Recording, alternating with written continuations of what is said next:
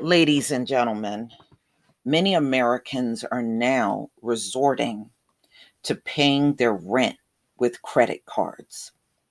And this is because Congress and the Senate just can't sit down and agree on sensible things. So now most Americans pay rent on credit cards as lawmakers fail to pass relief bill. So this is NPR, November 30th, 2020. Income in the pandemic and are falling deeper into debt. As NPR's Chris Arnold reports, housing experts and economists say that's a blinking red warning light that without more relief from Congress, the economy is headed for trouble.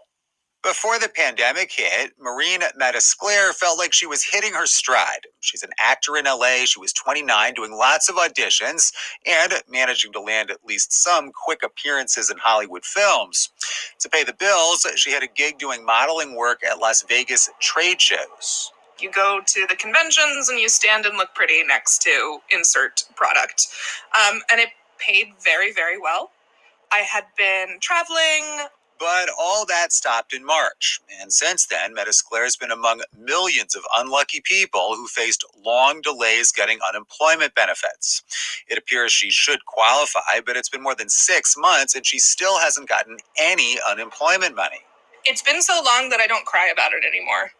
I used to have full-blown meltdowns about it. Meltdowns as she depleted her savings just to eat and pay bills. She's run up more than $10,000 in credit card debt. She's asked the card issuer Chase for help, but she says except for waiving a few late fees, she hasn't really gotten much help. The company's charging her 16% interest, which is sinking her even deeper into debt. They're charging me interest and late fees. And up until a week ago, they also were calling me 5 times a day until I told them to please stop. Chase said in a statement that it has enrolled many customers in payment assistance plans. The bank says it doesn't charge them late fees, but it does keep charging interest. Metasclair was finally able to find a low-wage job at a computer repair store.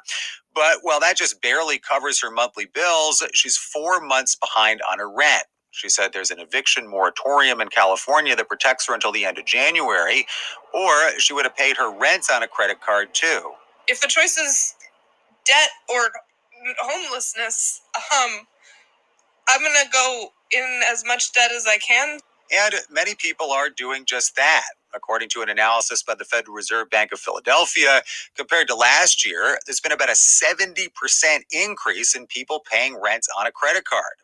Now, some people, of course, just pay that way for convenience, but for a lot of others, if you're putting your rent payments onto a credit card, that shows you're really at risk of eviction. Seamus Roller heads up the nonprofit National Housing Law Project. That means you've run out of your savings. You've probably run out of the calls that you can make to family members to get them to loan you money. He says nationwide there's a federal order aimed at preventing evictions, but it's not an outright ban, and many people don't know that it exists or how it can protect them. So he says it's not working very well. He says already we've seen thousands of evictions in Houston, Memphis, Richmond, Virginia, Columbus, Ohio. The list goes on.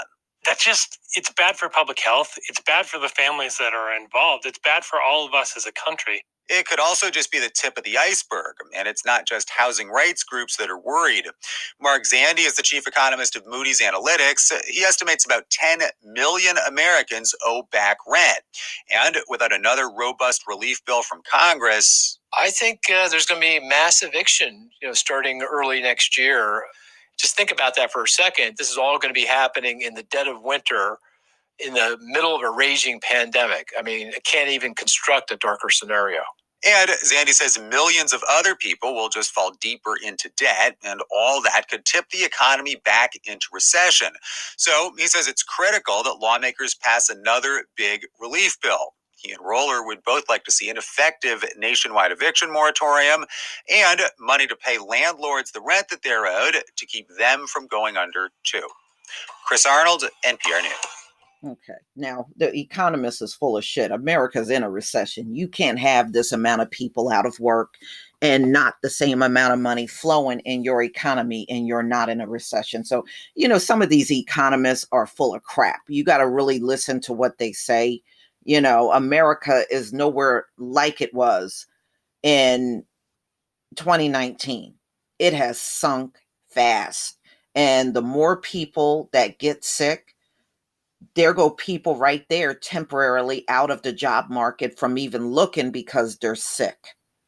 And you just got so many things compounded on top of all the financial issues going on in America. And you're talking about millions that are subjected to be evicted at the end of this month. So there is no way America is, oh, we're above a recession. Y'all so full of crap. No wonder why this country is going nowhere. But ladies and gentlemen, please tell me what you think. Please leave your comment and subscribe. Don't forget to hit on the notification bell, and I'll see you on the next video. Peace, family.